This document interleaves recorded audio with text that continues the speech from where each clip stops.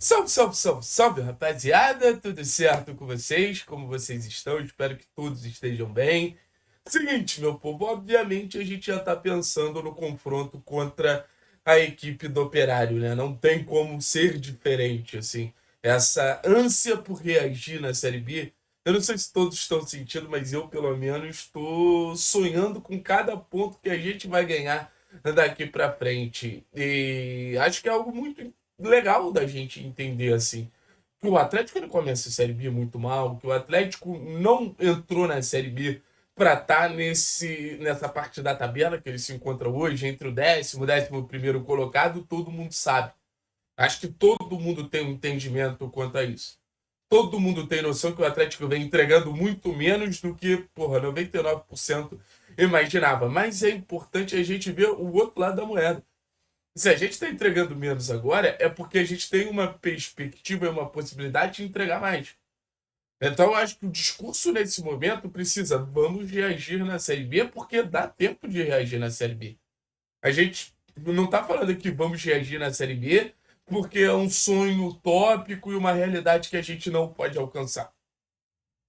São 10 rodadas. Falta basicamente 75% do campeonato ainda para o Atlético somar o maior número de pontos e voltar para a Série A. Ponto. Então não tem nada perdido.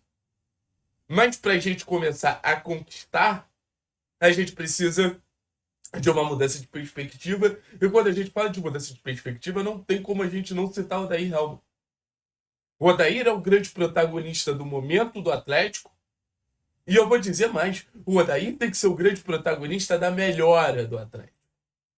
A melhora do Atlético, assim como eu acho que qualquer time de futebol, eu acho que ela consiste num fator principal.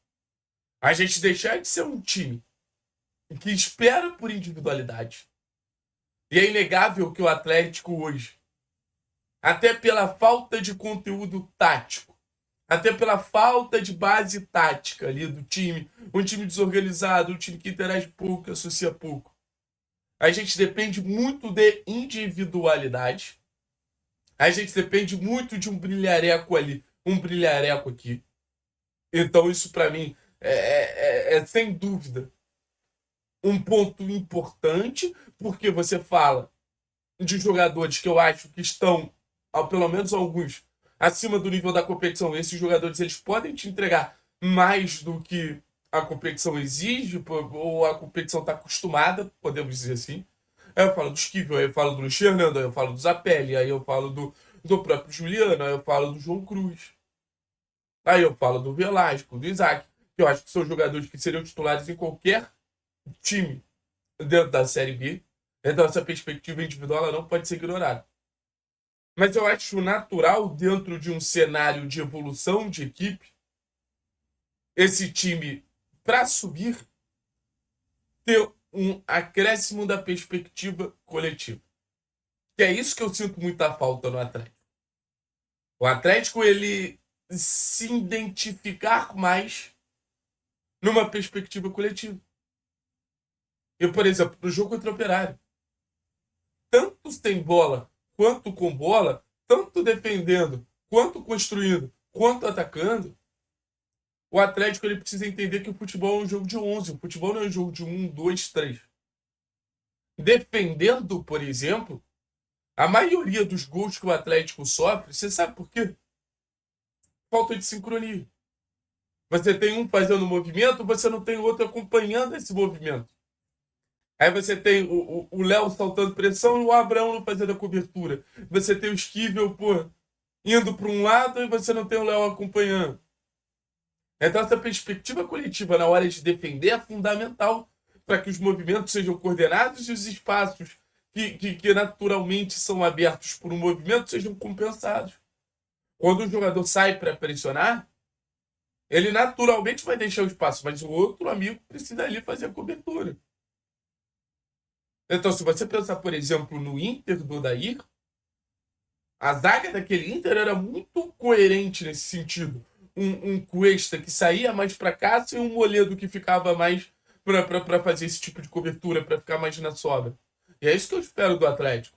Que Esquivel, que Léo, que Abraão, que Cauã, que Falcão, que Filipinho, que esses jogadores mais voltados para a fase defensiva, eles estejam claramente influenciado e condicionado pelo movimento do outro. É o tipo de coisa que pouco se percebe no jogo, né? É o tipo de coisa que, pô, é pouquíssimo levado em consideração durante o jogo. Mas é fundamental para você ter uma defesa forte. E eu digo mais. É mais importante do que você contratar um zagueiro de elite. Se o Atlético pudesse contratar o Thiago Silva e ainda fosse uma zaga descoordenada em movimentos, puta, bicho, a gente continuaria tomando gol.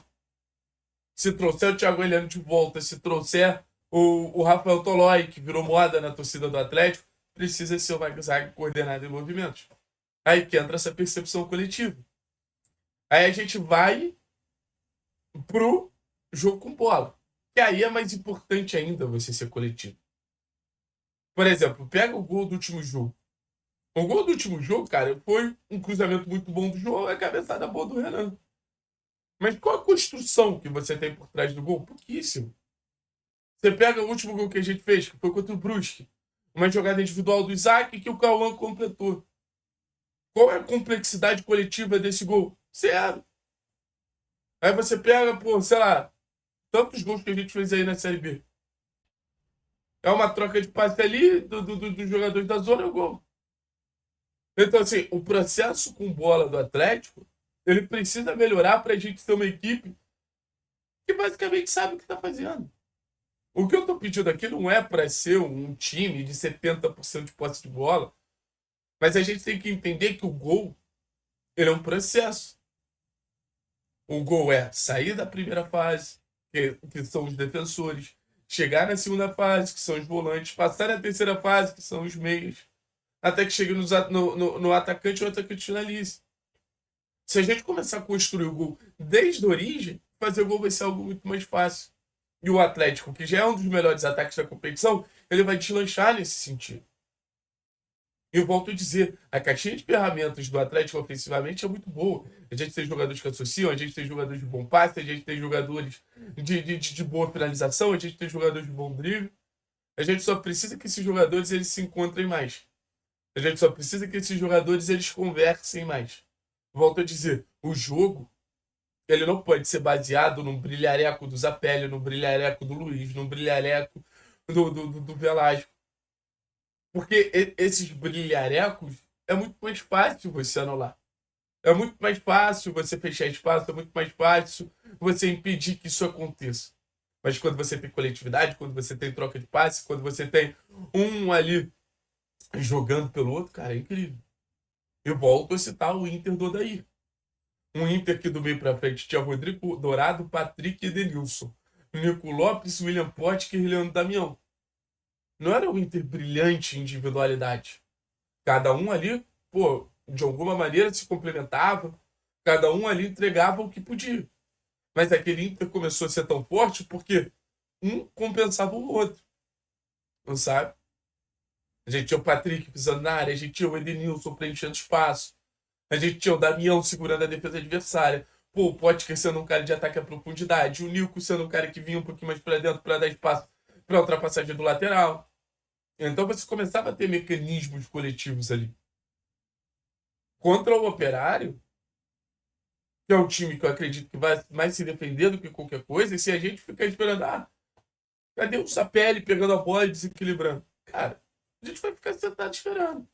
Mas se a gente começar a ter a percepção de, puta, o Zapelli vai receber essa bola da quebra de linha do Filipinho e você já tem que ter o ponto aberto para receber essa bola em amplitude e para um contra um e gerar situação. Sabe? É entender que um depende do outro. E eu vou te dizer, um time coletivamente forte é uma natural evolução de um time que depende simplesmente de individualidade no estalar de dedos. Se a gente quer ver um Atlético mais forte, mais estabelecido, um Atlético mais maduro, a gente passa claramente por um Atlético mais forte coletivamente, a gente passa claramente pelo trabalho do Odair. O Odair é o protagonista desse Atlético. O Odair é o cara que pode mudar a história da temporada desse Atlético. Algo que, por exemplo, o técnico Maurício Barbieri não conseguiu e preferiu dar entrevistinha pro André Hernan falando mal do clube. Então, assim, conto com esse ponto de evolução. E cravo com toda certeza. Se o Atlético conseguir ser um time coletivamente forte, a gente fala com tranquilidade de um Atlético que vai estar na primeira divisão ano que vem. Valeu, pessoal. Tamo junto, Alex.